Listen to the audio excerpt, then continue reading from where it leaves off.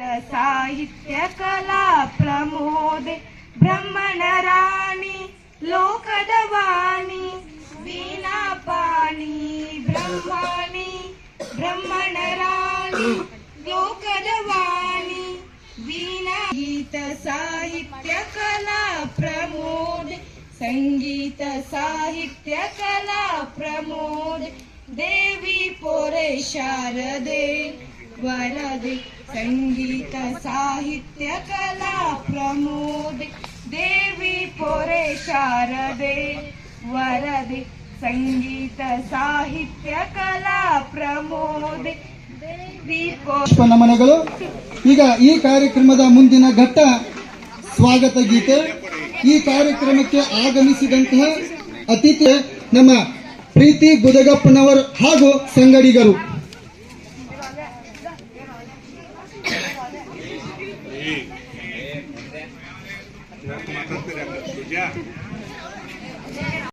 ಸ್ವಾಗತ ಕರೆತರೆ ನಿಮ್ಮ ಅರಳಿತು ನಮ್ಮ ಕರೆತರೆ ನಿಮ್ಮ ಅರಳಿತು ನಮ್ಮ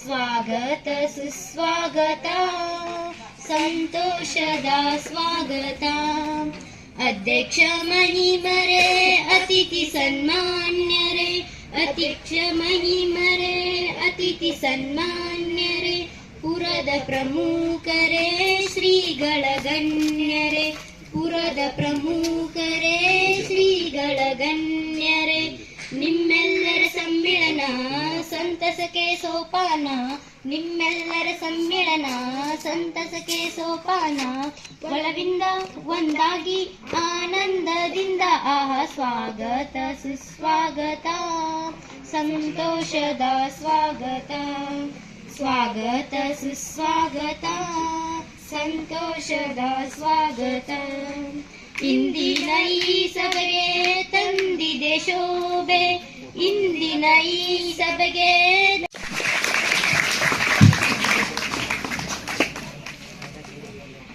ಸಂಗೀತಕ್ಕೆ ತಲೆದೂಗದವರೇ ಇಲ್ಲ ಎನ್ನುವ ಹಾಗೆ ಈ ವೇದಿಕೆಗೆ ಆಗಮಿಸಿದಂತಹ ಸರ್ವರನ್ನ ಗಾಯನದೊಂದಿಗೆ ಸುಶ್ರಾವ್ಯವಾಗಿ ಹಾಡಿ ಎಲ್ಲರ ಮನಸ್ಸ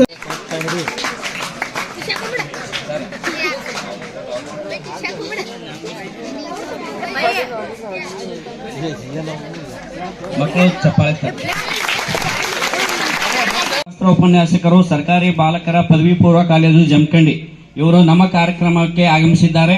ಅವರಿಗೆ ನಮ್ಮ ಶಾಲೆಯ ಪರವಾಗಿ ಎಲ್ಲ ವಿದ್ಯಾರ್ಥಿಗಳ ಪರವಾಗಿ ಆತ್ಮೀಯವಾದ ಸ್ವಾಗತವನ್ನು ಕೋರುತ್ತಾ ನಮ್ಮ ಮೆಂಡಿಗರ್ ಸರ್ ಅವರು ಬಂದವರಿಗೆ ಮಾಲಾರ್ಪಣೆ ಮಾಡಬೇಕಾಗಿ ವಿನಂತಿ.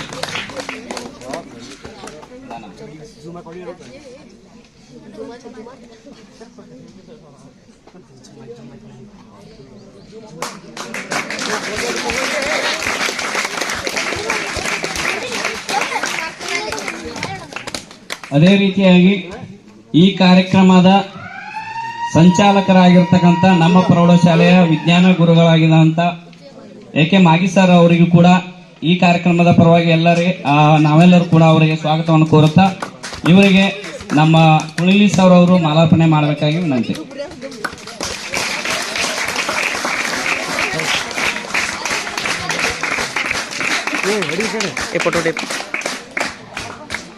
ಧನ್ಯವಾದಗಳು.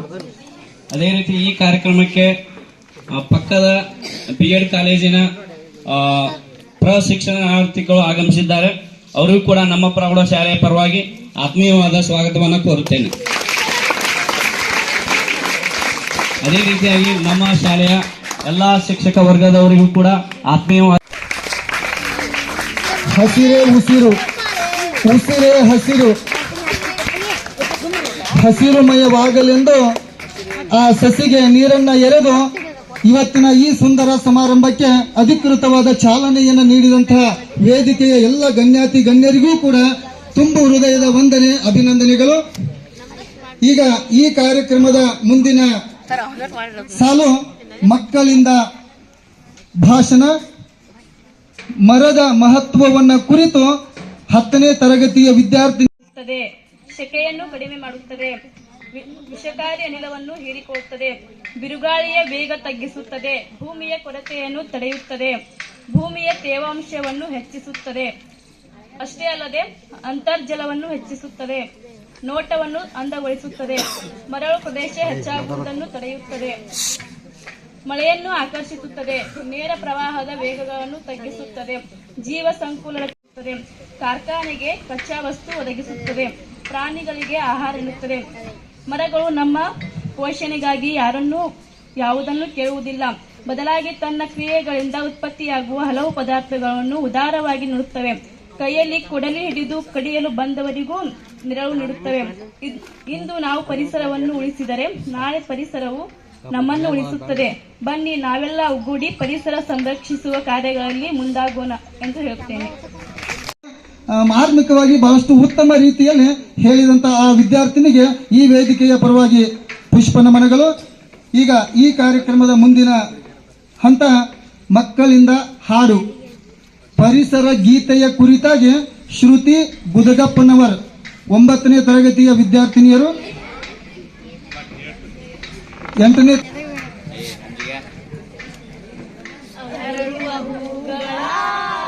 ಪ್ರೀತಿಸಿರಿ, ಮರವ ಪರಿಸರವ ನೀವು ರಕ್ಷಿಸಿರಿ, ಚಿಗುರಿದ ಹಸಿರೆಲೆಯ ಚುಂಬಿಸಿರಿ, ವನದೇವಿ ಸಿರಿಯ ನೀವು ಪೂಜಿಸಿರಿ.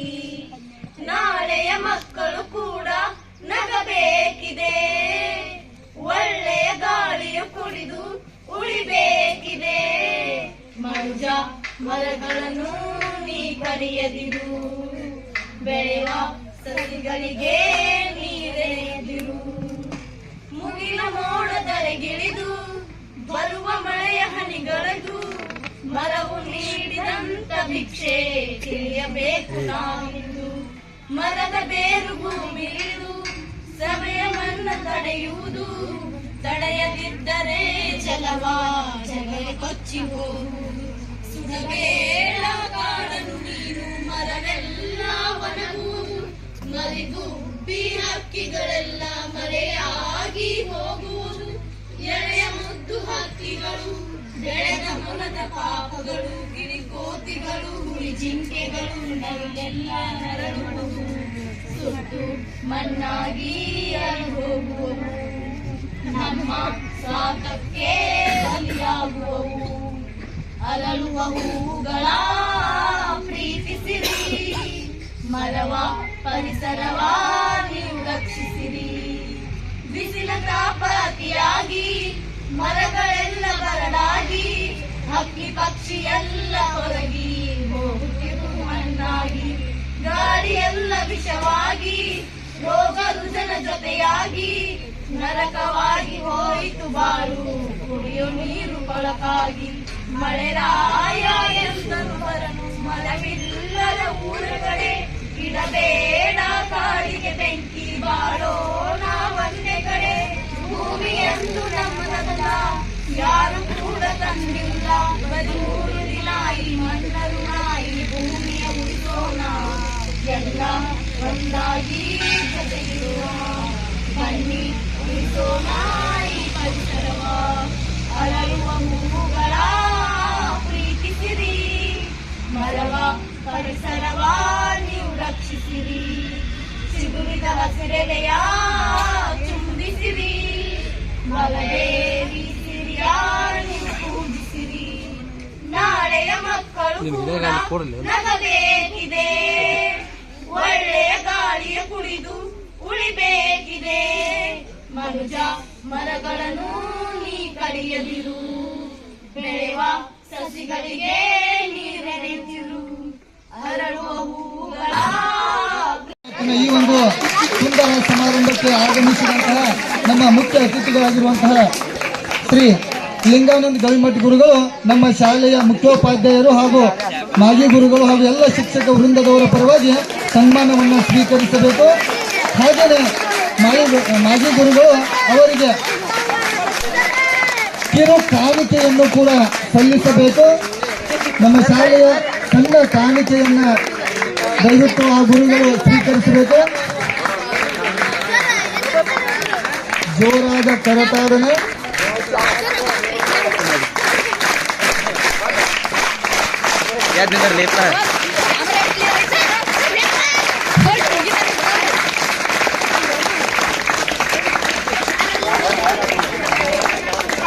ಎಲ್ಲ ನಮ್ಮ ಗುರು ಮಾತೆಯರು, ಎಲ್ಲ ಗುರುಗಳು ಕೂಡ ಈ ಒಂದು ಸನ್ಮಾನ ಸಮಾರಂಭಕ್ಕೆ ಭಾಗಿಯಾಗಬೇಕೆಂದು ಅವರಲ್ಲಿ ವಿನಂತಿ.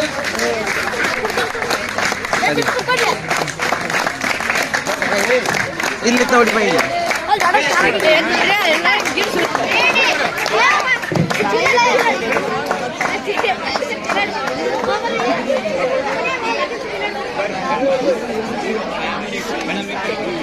ಈಗ ಬಂದು ನೋಡಿ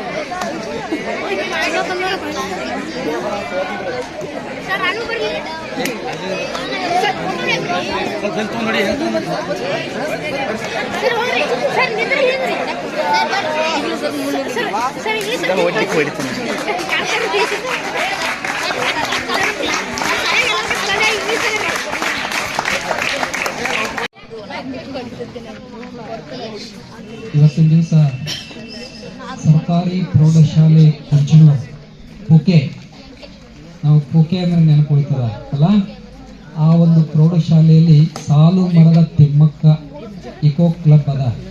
ಅದರ ಅಡಿಯಲ್ಲಿ ರಾಷ್ಟ್ರೀಯ ಹಸಿರು ಪಡೆ ಇದರ ನಿಮಿತ್ತವಾಗಿ ಒಂದು ಪರಿಸರದ ಕಾರ್ಯಕ್ರಮವನ್ನು ಹಮ್ಮಿಕೊಳ್ಳಲಾಗಿದೆ.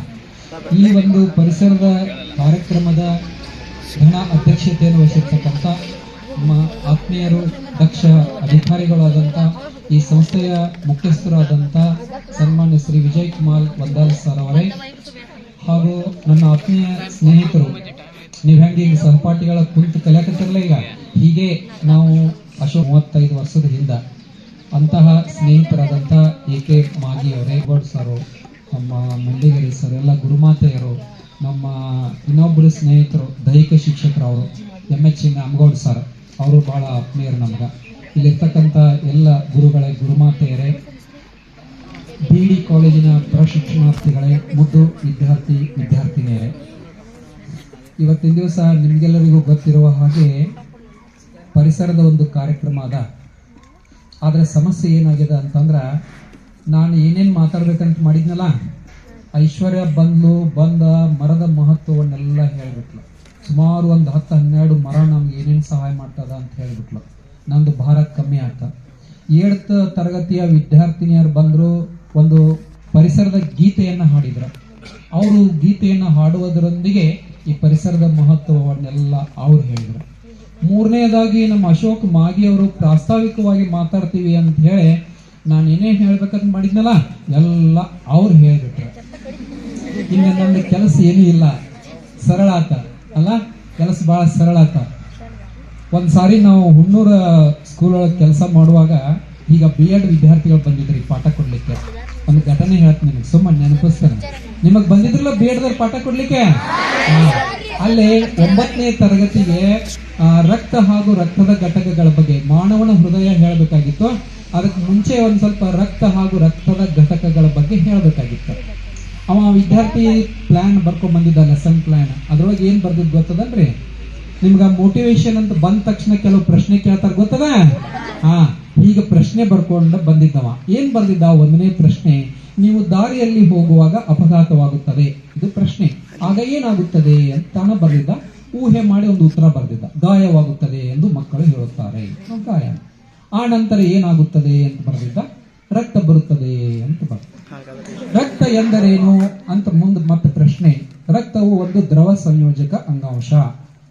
ಹಾಗಾದ್ರೆ ನೀವು ರಕ್ತದ ಘಟಕಗಳ ಬಗ್ಗೆ ನಿಮಗೆ ಗೊತ್ತಿದೆಯೇ?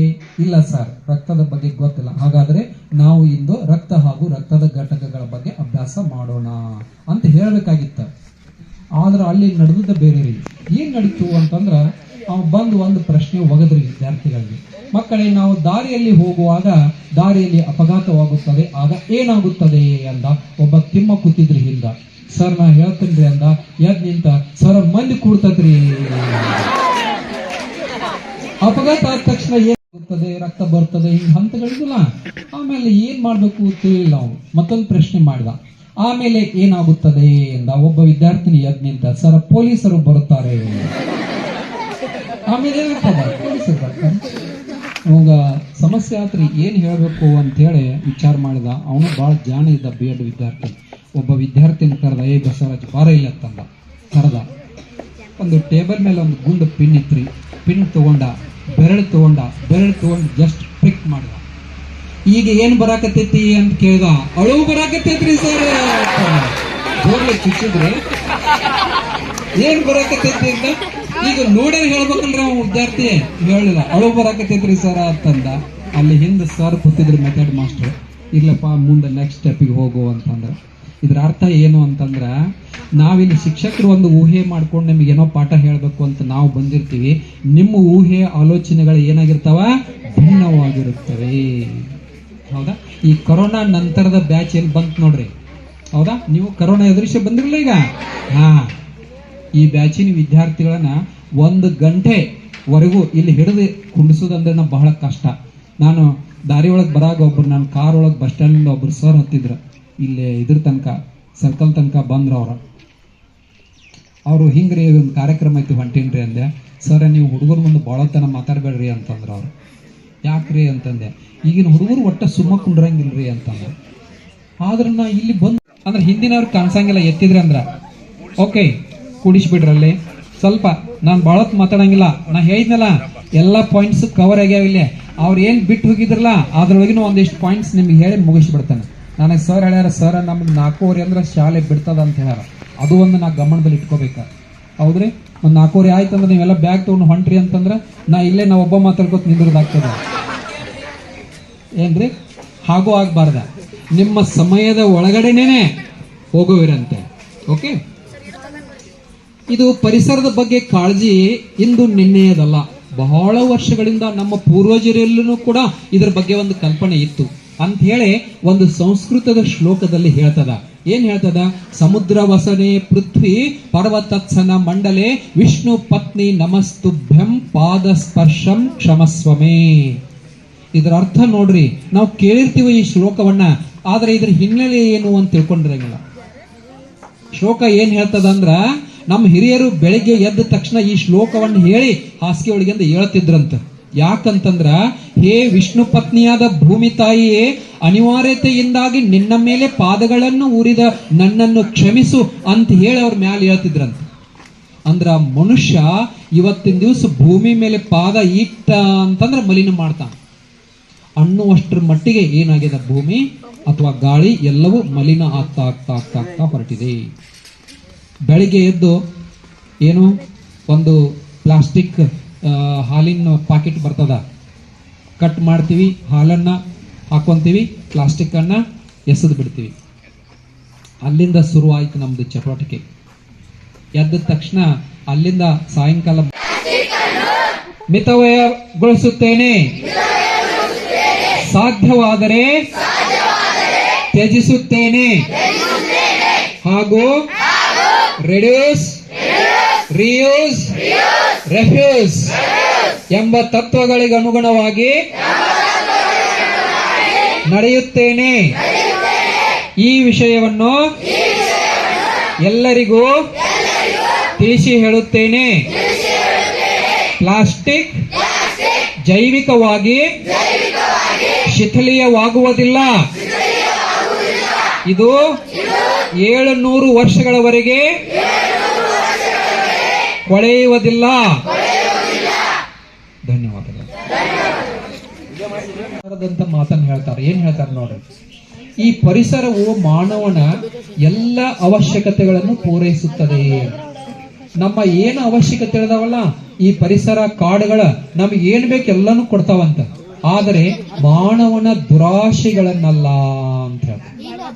ಮನುಷ್ಯ ಏನ್ ಮಾಡ್ತಾನ, ದುರಾಶೆ ಮಾಡಿ ಅತಿ ಆದಂತ ಏನು ಕಾಡುಗಳನ್ನ ನಾಶ ಮಾಡೋದಾಗ್ಲಿ ಬೇರೆ ಬೇರೆ ಕ್ರಿಯೆಗಳಲ್ಲಿ ತೊಡಗ್ತಾನೆ. ಆದ್ರಿಂದ ಅವುಗಳನ್ನು ಪೂರೈಸಲಿಕ್ಕೆ ಸಾಧ್ಯ ಇಲ್ಲ. ಇವತ್ತ ಅರಣ್ಯಗಳು ಶ್ವಾಸಕೋಶಗಳಿದ್ದಂತೆ ಅಂತ ಹೇಳ್ತೀವಿ ನಾವು. Forests of the lungs of the environment ಅಂತ ಹೇಳ್ತೀವಿ. ಏನು ಹಾಗಂದ್ರ, ನಮ್ಮ ಅರಣ್ಯ ಸಂಪತ್ತು ಈಗ ಸರ್ ಅದು ಹೇಳಿದ್ರಲ್ಲ, ಹೇಗೆ ಆಮ್ಲಜನಕವನ್ನ ತಯಾರು ಮಾಡ್ತದ.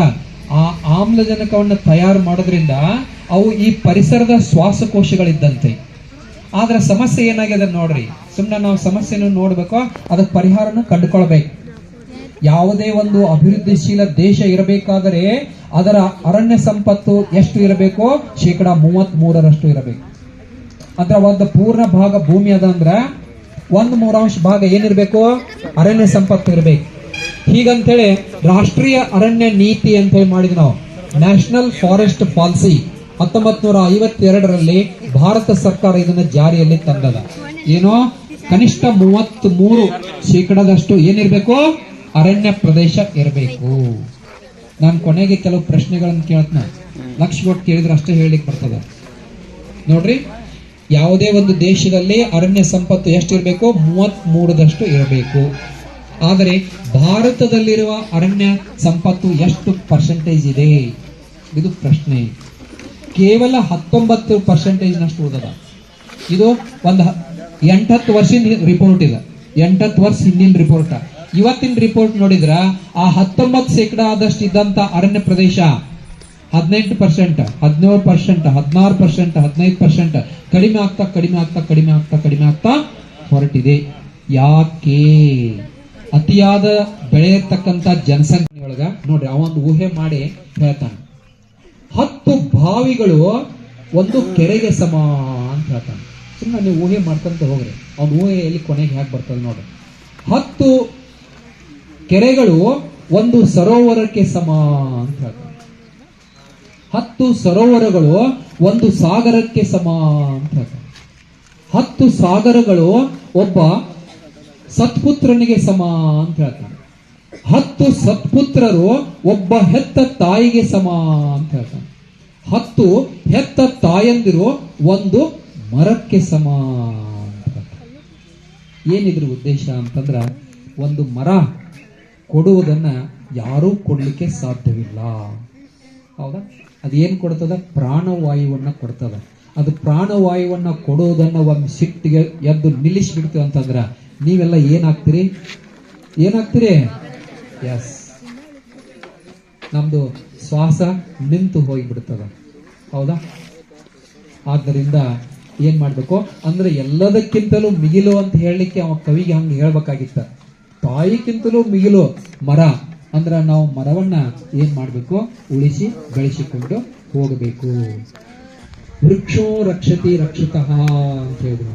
ಯಾವಾಗ ನೀವು ವೃಕ್ಷಗಳನ್ನ ರಕ್ಷಿಸ್ತೀರಿ ಅವಾಗ ವೃಕ್ಷಗಳು ನಿಮ್ಮನ್ನ ಖಂಡಿತವಾಗ್ಲೂ ರಕ್ಷಿಸುತ್ತವೆ. ಇಲ್ಲಿ ನಿಮ್ ಸರ್ ಒಂದು ಇಕೋ ಬ್ರಿಕ್ಸ್ ಮಾಡ್ಯಾರ. ಇಕೋ ಬ್ರಿಕ್ಸ್ ತಯಾರು ಮಾಡುವುದು ಹೇಗೆ? ಇದೊಂದು ಚಟುವಟಿಕೆ ಅಂತ ಹೇಳಿ ನೀವು ಮನೆಯೊಳಗೆ ಏನ್ ಮಾಡ್ರಿ? ಇಕೋ ಬ್ರಿಕ್ಸ್ ಗಳನ್ನ ತಯಾರು ಮಾಡಿ. ಈ ವೇಸ್ಟ್ ಆದಂತ ಪ್ಲಾಸ್ಟಿಕ್ ಏನೋ 1/2 ಲೀಟರ್, 1 ಲೀಟರ್, 5 ಲೀಟರ್ ಕ್ಯಾನ್ಗಳನ್ನ ತಗೊಳ್, ಬಾಟಲ್ಗಳನ್ನ ತಗೊಳ್. ಇದ್ರೊಳಗ ಗರಿಷ್ಠ ಎಷ್ಟು ಹಿಡಿಯುತ್ತದೆಯೋ ಅಷ್ಟು ಪ್ಲಾಸ್ಟಿಕ್ ಚೂರುಗಳನ್ನ ಹಾಕ್ಬೇಕು. ಈಗ ಹಾಕಿರ್ಲ ನೀವು, ಇಷ್ಟ ಹಾಕಿದ್ರೆ ನಡೆಯಂಗಿಲ್ಲ, ಇದಕ್ಕೆ ಇನ್ನೂ ಜಾಸ್ತಿ, ಅದಕ್ಕೆ ಪೂರ್ತಿ ಸ್ಟ್ರೆಂತ್ ಬರ್ಬೇಕು, ಅಷ್ಟು ಒತ್ತಬೇಕು. ಒಳಗಡೆ ಒಂದು ಕಟ್ಟಿಗೆ ಚೂರನ್ನು ತಗೊಂಡು ಒತ್ತಿ ಒಳಗಡೆ ಹಾಕಬೇಕು. ಹಾಕಿದಾಗ ಇದಕ್ಕ ಇಕೋ ಬ್ರಿಕ್ಸ್ ಅಂತ ಕರೀತಾರೆ. ನಮ್ಮ ಪರಿಸರವಾದಿಗಳು ಇಂಥದ್ದೇ ಒಂದು ಇಕೋ ಬ್ರಿಕ್ಸ್ ಅಂತ ಕರೀತಾರೆ. ಇದನ್ನು ಕೂಡ ಒಂದು ಏನೋ ಕಟ್ಟಡ ಕಟ್ಟಲಿಕ್ಕೆ ಬಳಕೆ ಮಾಡಬಹುದು. ಇಟ್ಟಿಗೆ ತರ ಇದನ್ನ ಕೆಲಸ ಮಾಡ್ಲಿಕ್ಕೆ ಬಳಕೆ ಮಾಡಬಹುದು. ನೀವು ಸಿಮೆಂಟು ಇತ್ಯಾದಿಗಳನ್ನ ಬಳಕೆ ಮಾಡ್ರಿ. ಮಧ್ಯ ಇಟ್ಟಂಗಿಗಳನ್ನು ಉಪಯೋಗ ಮಾಡೋ ಬದಲಿಗೆ ಈ ಇಕೋ ಬ್ರಿಕ್ಸ್ ಗಳನ್ನ ಮಧ್ಯ ಹಾಕ್ಲಿಕ್ಕೆ ಅಸಾಧ್ಯವಿದೆ. ಅಷ್ಟು ಸ್ಟ್ರೆಂತ್ ಬರ್ತದೆ ಇದಕ್ಕೆ. ಅವು ಪ್ಲಾಸ್ಟಿಕ್ಗಳು ಒಳಗೆ ಸೇಫ್ ಆಗಿರ್ತಾವ. ಆಮೇಲೆ ಇದನ್ನ ಕ್ಯಾಪ್ ಅನ್ನ ಹಾಕ್ಬೇಕು. ಇದನ್ನ ಇಕೋ ಬ್ರಿಕ್ಸ್ ತರ ಪೇಂಟ್ ಮಾಡಬಹುದು. ಇದ್ರ ಮ್ಯಾಲ ಯಾವ ಬೇಕಾದ ಪೇಂಟ್ ಮಾಡಬಹುದು. ಶೋಕೇಶ್ ನಲ್ಲಿ ಕುಂಡಾಳಿಗಳನ್ನು ತಯಾರು ಮಾಡಬಹುದು. ಹೌದಾ? ಮಾಡಬಹುದು. ಕೆಲವು ಚಟುವಟಿಕೆಗಳನ್ನ ನೀವು ಯೂಟ್ಯೂಬ್ ಅಲ್ಲಿ ನೋಡ್ರಿ. ಇಕೋ ಬ್ರಿಕ್ಸ್ ತಯಾರಿಸುವುದು ಹೇಗೆ, ಇಕೋ ಬ್ರಿಕ್ಸ್ ಗಳ ಬಗ್ಗೆ ಮಾಹಿತಿ ಬರ್ತದ. ಈ ತರ ನೀವು ನಿಮ್ಮ ಸುತ್ತಮುತ್ತ ಬಿದ್ದಿರ್ತಕ್ಕಂಥ ಎಲ್ಲಾ ಪ್ಲಾಸ್ಟಿಕ್ಗಳನ್ನ, ಈಗ ಮನೆಯೊಳಗೆ ಪ್ಲಾಸ್ಟಿಕ್ ಬಂತು ಅಂತಂದ್ರ ನೀವು ಹಾಗೆ ಎಸಗ್ರಿ ಅಂದ್ರೆ ಹೊರಗಡೆ ಹೋಗಿ ಎಲ್ಲಿ ಬೀಳ್ತದ? ತಿಪ್ಪಿ ಗುಂಡಿಗೆ ಹೋಗ್ತದ, ಹೊಲ ಗದ್ದೆಗಳಿಗೆ ಹೋಗ್ತದ. ಹೊಲ ಗದ್ದೆಗಳಿಗೆ ಹೋಯ್ತು ಅಂತಂದ್ರೆ ಏನಾಗ್ತದ? ನೆಲದ ಮೇಲೆ ಬಿದ್ದರೆ 700-800 ವರ್ಷಗಳವರೆಗೆ ಏನಾಗುದಿಲ್ಲ, ಅದು ಕೊಳೆಯುವುದಿಲ್ಲ, ಜೈವಿಕವಾಗಿ ಶಿಥಿಲೀಯವಾಗುವುದು ಅಂತಾರೆ. ಅಂದ್ರೆ ಸೂಕ್ಷ್ಮಾಣು ಜೀವಿಗಳು ಪ್ಲಾಸ್ಟಿಕ್ ಮೇಲೆ ಏನಾಗುದಿಲ್ಲ, ಕ್ರಿಯೆಯನ್ನ ಮಾಡುವುದಿಲ್ಲ. ಪಾಲಿಥಿನ್ ಬ್ಯಾಗ್ ಅಂತ ಹೇಳ್ತೀವಿ ನಾವು. ಪ್ಲಾಸ್ಟಿಕ್ ಪಾಲಿಥಿನ್ ಆ ಬ್ಯಾಗ್ಗಳು ಏನಾಗಿರ್ತಾವ? ಯಥಾವತ್ತಾಗಿ ಭೂಮಿ ಮೇಲೆ ಬೀಳುತ್ತವೆ. ಆದ್ದರಿಂದ ನಾವೆಲ್ಲ ಏನು ಮಾಡಬೇಕು, ಪ್ಲಾಸ್ಟಿಕ್ಕನ್ನು ಎಲ್ಲೆಂದರಲ್ಲಿ ಎಸಿಬಾರ್ದು ಮತ್ತು ಪ್ಲಾಸ್ಟಿಕ್ಕನ್ನು ಸುಡಬಾರ್ದು. ಕೆಲವು ಜನ ಏನು ಮಾಡಿದ್ರು, ಈ ಪ್ಲಾಸ್ಟಿಕ್ ಬಾಳ್ ಬಿದ್ದದಂತ ಬರಿಯಲ್ಲಿ ಇವತ್ತು ನಮ್ಮ ಶಾಲೆಗೆ ಸರ್ಕಾರಿ ಬಾಲಕರ ಪದವಿ ಪೂರ್ವ ಕಾಲೇಜಿನ ಉಪನ್ಯಾಸಕರಾಗಿರ್ತಕ್ಕಂತಹ ಡಾಕ್ಟರ್ ಗವಿಮಠ್ ಸರ್ ಬಂದು ಇವತ್ತು ಪ್ಲಾಸ್ಟಿಕ್ನಿಂದ ಆಗ್ತಕ್ಕಂಥ ದುಷ್ಪರಿಣಾಮಗಳು ಜೊತೆಗೆ ಉತ್ತಮ ಪರಿಸರವನ್ನು ಹೊಂದಿದ ನಮಗೆ ಏನು ಲಾಭಗಳಾಗ್ತವೆ ಅನ್ನುವಂಥ ಹಲವಾರು ವಿಚಾರಗಳನ್ನು ನಮ್ಮ ಎಲ್ಲ ಗುರುಗಳಿಗೂ ಮತ್ತು ಶಿಕ್ಷಕರಿಗೂ ತಿಳಿಸಿಕೊಟ್ಟಿದ್ದಾರೆ. ಬಹುಶಃ ಪ್ಲಾಸ್ಟಿಕ್ಕನ್ನು ಇವತ್ತಿನಿಂದ ನಾವೆಲ್ಲ ಬಿಡ್ತೀವಿ ಅನ್ನುವಂಥ ಪ್ರಮಾಣವನ್ನು ಕೂಡ ನಾವು ಮಾಡಿದ್ದೇವೆ. ಅದರಿಂದ ನಮಗೆ ಲಾಭಕ್ಕಿಂತ ನಷ್ಟನ ಹೆಚ್ಚು. ಹಾಗಾಗಿ ಉತ್ತಮ ಪರಿಸರ ಇದ್ದರೆ ನಾವು ಮಾತ್ರ ಚೆನ್ನಾಗಿ ಬದುಕಲಿಕ್ಕೆ ಸಾಧ್ಯ ಅನ್ನುವಂಥದ್ದು ಹಲವಾರು ದೃಷ್ಟಾಂತಗಳ ಮೂಲಕ ನಮಗೆ ಮನವರಿಕೆ ಮಾಡಿಕೊಟ್ಟಿದ್ದಾರೆ. ಹಾಗಾಗಿ ಅವರಿಗೆ ನಮ್ಮ ಎಲ್ಲ ಗುರುಗಳ ಪರವಾಗಿ ಮತ್ತು ವಿದ್ಯಾರ್ಥಿಗಳ ಪರವಾಗಿ ಧನ್ಯವಾದಗಳನ್ನು ಹೇಳ್ತೇನೆ. ಜೊತೆಗೆ ಈ ಒಂದು ಕಾರ್ಯಕ್ರಮದಲ್ಲಿ ಭಾಗವಹಿಸಿರ್ತಕ್ಕಂಥ ಎಲ್ಲ ಗುರುಗಳಿಗೂ, ಗುರುಮಾತೆಯರಿಗೂ ಮತ್ತು ವಿದ್ಯಾರ್ಥಿಗಳಿಗೂ, ಪ್ರಶಿಕ್ಷಣಾರ್ಥಿಗಳಿಗೂ ಧನ್ಯವಾದಗಳನ್ನು ಹೇಳ್ತಾ ಈ ಕಾರ್ಯಕ್ರಮ ನಡೆಸುತ್ತೇನೆ. Thank you.